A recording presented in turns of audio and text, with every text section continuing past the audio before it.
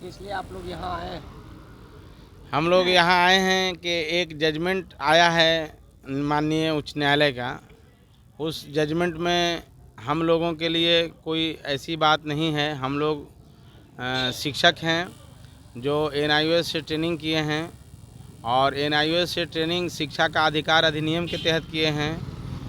31 मार्च 2019 जो डेडलाइन था शिक्षा का अधिकार अधिनियम के तहत कि आपको ट्रेनिंग कर देना है, तो हम लोग उसके अकॉर्डिंग ट्रेनिंग किए।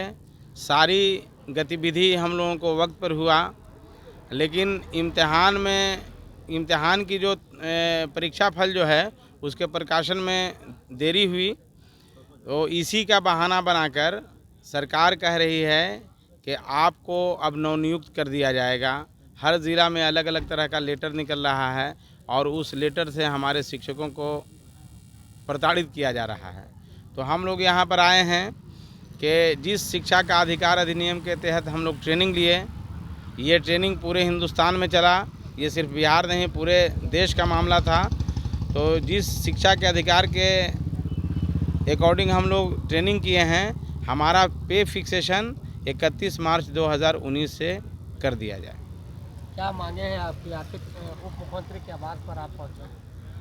बिल्कुल, हम लोगों ने विधानसभा चुनाव 2020 में बड़ी आशा उम्मीद के साथ उप मुख्यमंत्री जी के द्वारा किए गए वादों पर भरोसा करके हमने उन्हें वोट दिया और अपने परिवारजनों का भी दिलवाया वोट।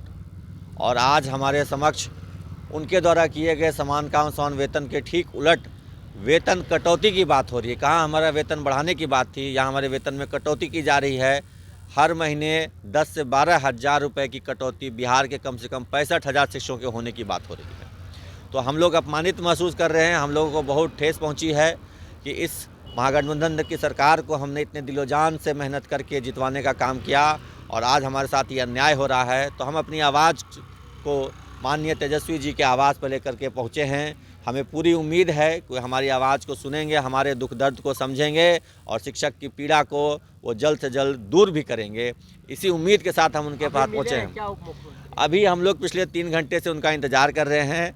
वो फ़िलहाल बताया जा रहा है कि वो आवाज़ पे नहीं है, लेकिन हम लोग डटे हुए हैं। शाम हो चुकी है, लेकिन अगर देर रात भी हो जाएगी तो हम लोग डटे रहेंगे। बिना मिले उनसे हम नहीं जाएंगे, क्योंकि हम यहाँ पटना से खाली हाथ लौटने वाले नहीं हैं। जो अन्यायपूर्ण आदेश है माननीय प्राथमिक शिक्षा निदेशक का, उसे बिना रद्द कराए हम लोग लौटने वाले नहीं हैं और यहाँ तब तक डटे रहेंगे जब तक माननीय तेजस्वी जी हमारी समस्या का समाधान नहीं कर देते हैं। क्या मांगे हैं आपकी आखिर? जी, हमारी मांगे यही है कि हमारा जो वेतन कटौती हो रहा है, साफ तौर से कहना है कि बिल्कुल ये हम लोग बर्दाश्त नहीं करेंगे किसी भी कीमत पे, ठीक है ना जी। हम लोग ये बर्दाश्त नहीं करेंगे क्योंकि सारे जो हम लोगों ने है वो बिहार सरकार के अधीन सब कुछ किया है, उन्हीं के अकॉर्डिंग हमने सारा ट्रेनिंग भी किया है, ठीक है ना। लेकिन सिर्फ जो है सो वो परीक्षा फल प्रकाशन में जो तिथि है वो 22 मई हो गया है, जो सरकार बहाना बनाकर हम लोगों को प्रताड़ित कर रही है। और ये जो है सो अलग अलग ज़िला में अलग अलग तरह के मतलब जो है सो लेटर निकाल करके डीओ जो है सो अलग अलग तरह से प्रताड़ित किया जा रहा है ना। तो ये चीज़ें हम लोग कभी कतई बर्दाश्त नहीं करेंगे। हमारी आवाज़ है कि सरकार तक ये पहुँचे कि भाई हमारा जो है वो 31 मार्च 2019 ही हमारा जो है सो प्रशिक्षण तिथि किया जाए, अन्यथा हम जो है सो सड़क से सदन तक पहुँचे। ठीक जी, पे फिक्सेशन जी। इसलिए आए हैं सर?